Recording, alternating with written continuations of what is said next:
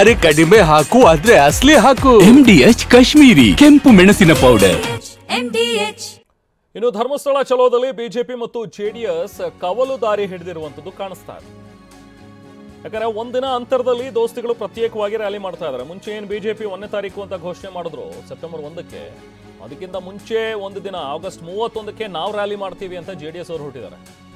ಧರ್ಮಸ್ಥಳ ಚಲೋ ವಿಚಾರದಲ್ಲಿ ದೋಸ್ತಿ ಪ್ರತ್ಯೇಕ ಮಂತ್ರ ಜಪ ಮಾಡ್ತಾ ಇರುವಂಥದ್ದು. ಇವರಿಬ್ಬರ ನಡುವೆ ಸಮನ್ವಯತೆ ಕೊರತೆ ಇದೆ ಅನ್ನುವಂಥದ್ದು ಈ ಹಿಂದಿನಿಂದಲೂ ಕೂಡ ಗೊತ್ತಿದ್ದಂಥ ವಿಚಾರ.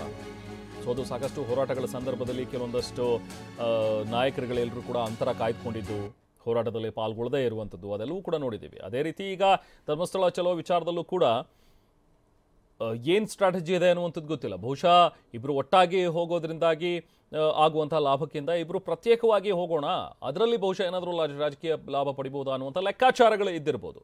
ಬಟ್ ಗೊತ್ತಿಲ್ಲ ಅದೇನಕ್ಕೋಸ್ಕರ ಇವರಿಬ್ಬರು ಬೇರೆ ಬೇರೆ ಮಾಡ್ತಾ ಇದ್ದಾರೆ ಅಂತೇಳಿ. ಸೊ ಒಟ್ಟಲ್ಲಿ JDS ಒಂದು ಕಡೆಯಿಂದ 31ನೇ ತಾರೀಕಿಗೆ ರ್ಯಾಲಿ ಹಮ್ಮಿಕೊಂಡಿದೆ, ಇನ್ನೊಂದು ಕಡೆ ಸೆಪ್ಟೆಂಬರ್ 1ಕ್ಕೆ ಈಗ ಬಿಜೆಪಿ ತನ್ನ ರ್ಯಾಲಿಯನ್ನು ಹಮ್ಮಿಕೊಂಡಿದೆ.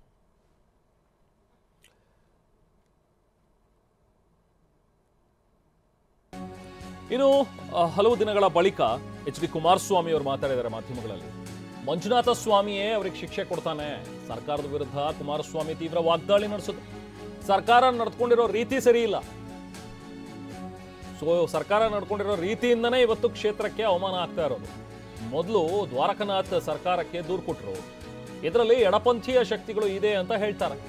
ಯಾರ್ಯಾರಿದ್ದಾರೆ ಅನ್ನೋದು ಮುಂದಿನ ದಿನಗಳಲ್ಲಿ ಗೊತ್ತಾಗುತ್ತೆ ಅಂತ ಬೆಂಗಳೂರಿನಲ್ಲಿ HD ಕುಮಾರಸ್ವಾಮಿ ಮಾತಾಡಿದರು. ಸ್ಥಳಕ್ಕೆ ಸಂಬಂಧಪಟ್ಟ ಹಾಗೆ ಈ ಸರ್ಕಾರ ನಡ್ಕೊಂಡಂತ ರೀತಿ ಏನಿದೆ, ನಿಜಕ್ಕೂ ಈ ಸರ್ಕಾರಕ್ಕೆ ಮುಂದಿನ ದಿನಗಳು ಮಂಜುನಾಥ ಸ್ವಾಮಿಯ ಏನು ಒಂದು ಶಿಕ್ಷೆ ಆಗಬೇಕು, ಆ ಶಿಕ್ಷೆಯನ್ನ ಮಂಜುನಾಥ ಸ್ವಾಮಿ ಕೊಡ್ತಾನೆ ಅಂತಕ್ಕಂಥದ್ದು ನನ್ನ ಅಭಿಪ್ರಾಯ. ಇದು ಸುಲಭವಾದಂತ ಒಂದು ಈ ಸರ್ಕಾರದ ನಡವಳಿಕೆ ಏನಿದೆ, ಇದರಲ್ಲಿ ಪ್ರಾರಂಭಿಕ ಹಂತದಲ್ಲಿ ಯಾವ ರೀತಿ ನಡ್ಕೊಂಡಿದ್ದಾರೆ, ನಾನು ಧರ್ಮ ಬೆರೆಸ್ಲಿಕ್ಕೆ ಹೋಗೋದಿಲ್ಲ, ಆದರೆ ಸರ್ಕಾರ ನಡ್ಕೊಂಡಂತ ರೀತಿ ಆ ಒಂದು ಕ್ಷೇತ್ರಕ್ಕೆ ಒಂದು ಅವಮಾನ ಅನುಮಾನಗಳಾಗ್ತಕ್ಕಂಥ ರೀತಿಯಲ್ಲಿ ಈ ಸರ್ಕಾರ SIT ಹೆಸರಿನಲ್ಲಿ ಈ ಒಂದು ತನಿಖೆಯ ಒಂದು ನಾಟಕ ಏನಾಡೋದು, ಇದಕ್ಕೆ ಪ್ರಾರಂಭಿಕ ಹಂತದಲ್ಲಿ ಸರ್ಕಾರದ ಮುಂದೆ ಒಂದು ಕಂಪ್ಲೇಂಟ್ ಕೊಟ್ಟವ್ರು ಯಾರು? ಸರ್ಕಾರದ ಮುಂದೆ ಕಂಪ್ಲೇಂಟ್ ಕೊಟ್ಟಂತವರು ದ್ವಾರಕಾನಾಥ್ ಅಂತಕ್ಕಂಥ ವ್ಯಕ್ತಿ ಇದ್ದಾರೆ. ಅವರು ಮೊದಲು ಕೊಟ್ಟಂತ ಕಂಪ್ಲೇಂಟ್ ಮುಖ್ಯಮಂತ್ರಿಗಳಿಗೆ. ಮುಖ್ಯಮಂತ್ರಿಗಳು ಆ ಕಂಪ್ಲೇಂಟ್ನ ವಿಷಯದಲ್ಲಿ ಬಹಳ ತಕ್ಷಣ ಕ್ರಮ ತೆಗೆದುಕೊಳ್ಳತಕ್ಕಂಥ ವಾತಾವರಣ ನಿರ್ಮಾಣ ಮಾಡ್ತಾರೆ.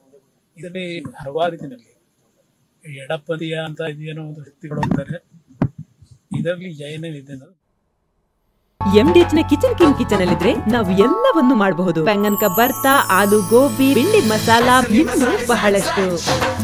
MDH